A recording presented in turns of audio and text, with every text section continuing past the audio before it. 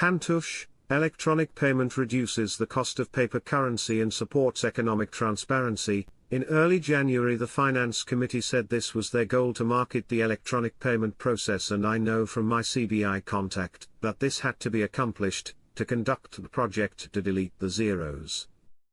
Well, they are telling us this is now successful and done. My bank contacts were told to be prepared to work for the next few weekends. Back in November we noticed that banks stopped saying it was a scam.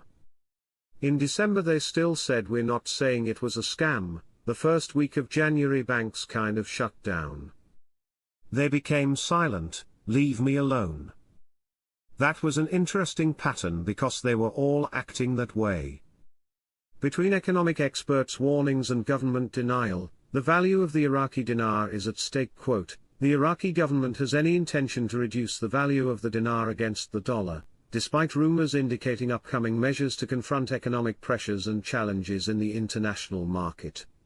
Any change in the exchange rate during the current stage or within the 2025 budget schedules will lead to negative results, and that is why the government is committed to strengthening the current rate. The point of this article is that they will not devalue. Rumors are being squelched.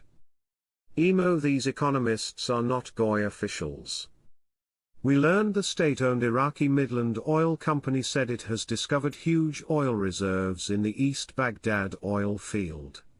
Quote, the new discovery is expected to add more than 2 billion barrels to Iraq's oil reserves.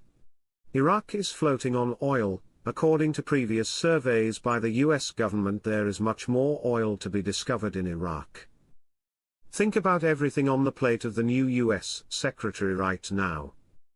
The US has a freeze on money and they are scrambling because the last administration spent 30% of our budget in just 19 days. But for some reason, just 9 days into the new administration, in his first few days as Treasury Secretary, Mr. Bessant's US Treasury team is off to the Middle East into Iraq, a country with an almost worthless currency according to worldviews. We know better and the Middle East knows better. But for some reason, it's a priority to have the US Treasury over there. I'll let you guys figure out why. But it will tell you how close we are right now. Emo. We're waiting right now for this parliament to stop acting stupid, in the sense of passing the laws, passing the Amendment 12 to 2C that we want. That's it. It'll open up the budget, and expose a lot. That's what these banks, in the Middle East, have been told. Emo. That's why they're on pins and needles. The next step of the monetary reform process is going to affect every bank on this planet Earth, well, every bank that is involved in exchanging foreign currency. And they all know it. Why do you think the US Treasury is meeting all over the place? They all are on pins and needles waiting for this to happen. After 21 years, Article 140 looks to be completed to me.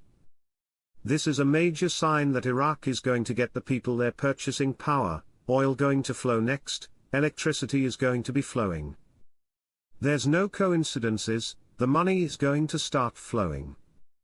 President Trump put the world on notice that the American dollar will be the reserve currency of the world with or without you. Trump protects the United States dollar and the IQD.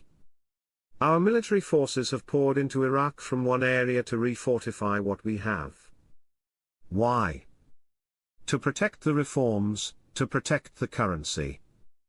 Trump was saying, I'll take your oil but I'm going to drill baby. Therefore I'll take a new exchange rate for the IQD that I have in my reserves and deal or no deal. Our relationship with America will become stronger with an initiative that al-Sudani will announce soon. Expectations of his advisor. Quote, Al-Din, the Prime Minister's advisor for foreign affairs, expected Prime Minister Mohammed Shia al-Sudani to announce a pioneering financial initiative that he said could change the business landscape in Iraq and strengthen its relationship with the United States. If you were the board of BP, British Petroleum, and you were about to sign a massive oil deal with Iraq, are you seriously going to sign it at 1,310? You've never signed it before. Show me something you've signed in the last 20 to 30 years with Iraq's oil company. No, they got their own oil company, don't they? BP, why out of nowhere? On the 1st of February. If we go past February the 1st and BP still hasn't signed it, what does that tell you? There's a new exchange rate and they're waiting for it. If the new exchange rate comes out before February 1st, yeah, they'll sign.